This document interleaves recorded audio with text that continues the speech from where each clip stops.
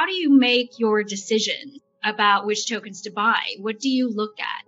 Utility, period, end of story, right? Is there an application? So I originally had some Bitcoin over the years and started building my position there. But as smart contracts started really becoming prevalent and I got more up to speed in NFTs back in January, I think, of this year, then I really flipped over and sold a bunch of my Bitcoin near the highs, actually, and bought a boatload of Ethereum. And the guiding principle was just that there was utility with NFTs. And so as long as, and I looked at NFTs not as the end all be all. NFTs for the most part are just collectibles, but NFTs are proof of concept for smart contracts and how you can enable digital media using smart contracts into any number of different applications. And so that's what got me excited there. I invested in Polygon because, of the pricing, because, it's almost like Ethereum gas fees are like high shipping costs. There are certain products where it doesn't make sense to ship them because the shipping costs are just too expensive. And, so not all products are going to fit on Ethereum. And Polygon happened to be the L1, the L2 that really caught my attention again, months and months ago. And a lot has changed since then, but I'm still very committed to that. Beyond that, I really, I messed around early just because it was fun to learn on, speculating on tokens, but I really don't do that anymore. Unless there's an application like, I'm investing in this BCT and KlimaDAO, KLIMA DAO, simply because of its ability to capture carbon offsets and put them on chain and potentially burn them and increase the price of carbon offsets. And if you increase the price of carbon offsets, then you make it more valuable for businesses to create carbon offsets. If the Penn basketball team, wanted to offset their carbon usage, they could go buy BCT tokens. So that again is an example of application that creates value for a token. So those are the things that I look for when I make an investment. Who in crypto do you think is the next Amazon? Hasn't happened yet. There's not a next Stripe. There's not a next Square. There's not a next Amazon.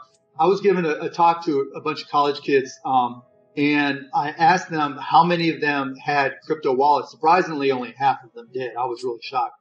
And then of those who had crypto wallets, I asked them what was an easier experience to buy something, using a wallet or going through the traditional process right now on Amazon, where you have your credit card already set up and it's relatively easy, but you still have to take those multiple steps. And, the comments were all, all you got to do is hit the connect button. And then I go and I buy whatever I want to buy and it's done. Right. It's immediately deducted from my account.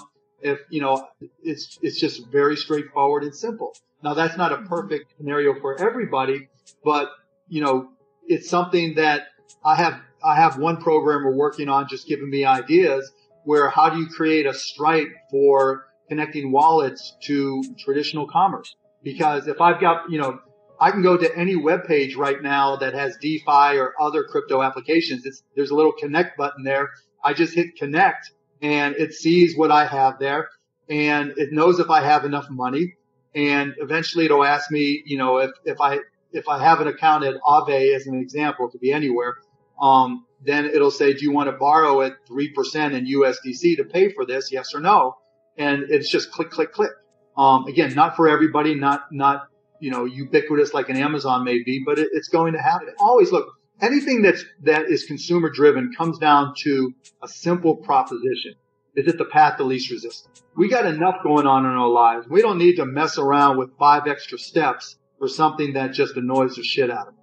What's next for you in NFTs? And tell us a little bit about lazy.com. The site looks fabulous.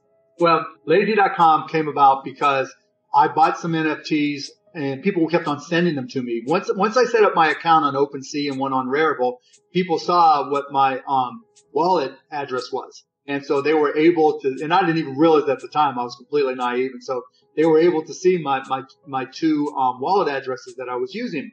And so they would just swamp me with NFTs. Some I had to burn because they were awful, but a lot of them I kept. And then I bought some. When I buy NFTs, I'm not trying to buy the most expensive Bored Ape Yacht Club. I like going on Mintable or Rarible or OpenSea and looking for great art that I think is just collectible that I just wanted to own. And so there's no easy way to show any of those things. So I happen to own the lazy.com domain. I'm a domain collector. Anytime, I see a domain that's for sale for like next to nothing that I think is easy and memorable, like lazy.com, which I think I got for $100, and I buy it. And so I'm like, look, I got this URL, lazy.com, and I have a staff programmer, and I said, Jesse, I need you to create this for me, starting with Ethereum.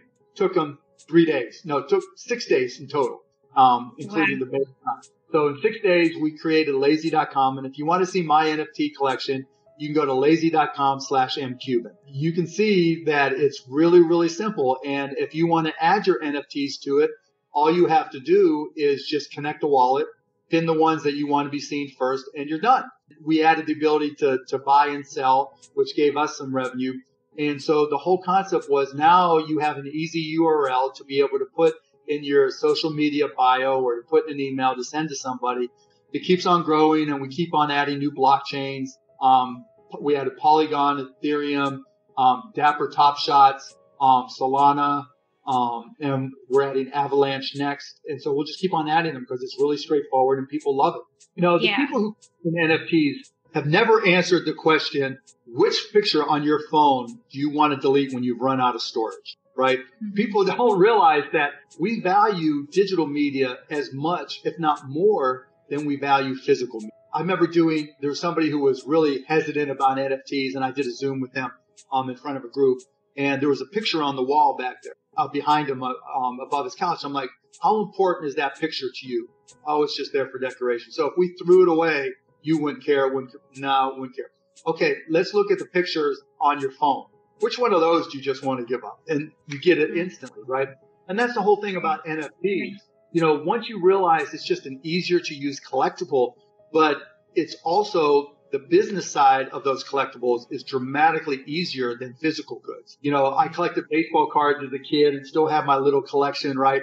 And you got to worry about grading them. You got to worry about shipping them. You got to worry about not getting ripped off when it's sent to you. You got to worry about fraud, all these things that come with buying and selling anything physical, particularly that's a collectible. I'm not saying there's no worries with NFTs, but it's a whole lot faster, quicker, simpler. It's the path of least resistance for collectibles. And, the other thing to remember in everything that you do with collectibles or store of values, supply and demand is undefeated. Doesn't matter what you think, say, or do. All that matters is that there's more demand than there is supply. Price goes up. More supply than demand, price goes down. If you look at the historical prices for baseball cards, it's a roller coaster, and it reacts to other stimuli and context matters. And the same applies to NFTs. You see a lot of people chasing Bored Apes and, crypto punks and this and that. They'll have great value as long as there's demand. Do you want to know one thing about crypto? I made over 3,000% in profit in a few weeks. Fact is, the traditional financial system, the traditional money system makes you poor, not rich.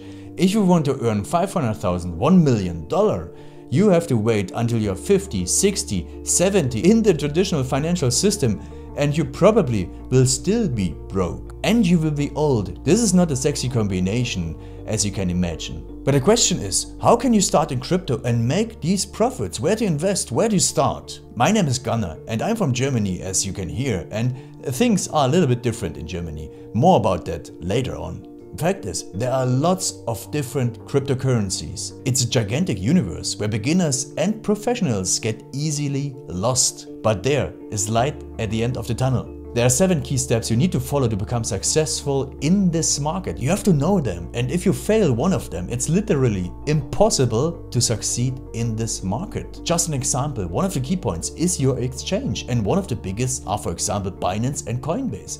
These are trusted and well-established exchanges, but, and this is a big but, you won't find the super profitable coins on those exchanges. The unknown super profitable coins that get gigantic profits are not traded on those kind of exchanges. They are traded on much smaller insider platforms that are barely known. And I can tell you what those super secret exchanges are and why they are so profitable. And another super important thing are the right information sources. The point is, the internet is gigantic. There are hundreds and hundreds of YouTube channels, blogs, pages, and much more. And there are also market makers and influencers. For example, Elon Musk, he is not a crypto guy, but the moment he recommended Dogecoin, it went through the roof, to the moon, so to say. But why did he recommend it?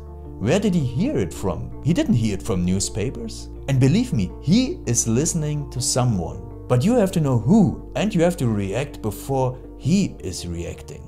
This is really important. And these are only 2 of the 7 steps you have to follow in order to be successful in crypto. And if you want to know all of these steps in much more detail, and if you want to have a comprehensive checklist, here's what you should do. There is a link below this video. Click on this link and you will get the opportunity to subscribe to my channel. Click on the link and you will see a video where I explain the next steps. So see you soon. Click on the link now. I'll see you there.